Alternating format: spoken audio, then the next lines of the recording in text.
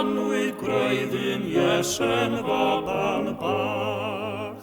Y cadarnlaeth o Bosra, y delfwr gynta'r Seina, yr iawn gaid ar galfarian faban bach, yn faban bach, yn signo bron Marian faban bach.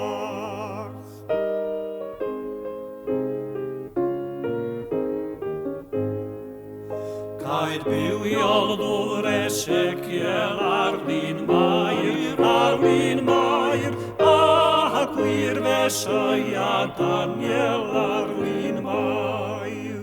Caid bachgen doedd Esoia, a ddewid roed I adda, yr Alfa a'r Omega ar Lyn Mair, mewn cor y Methlem Juda ar Lyn Mair.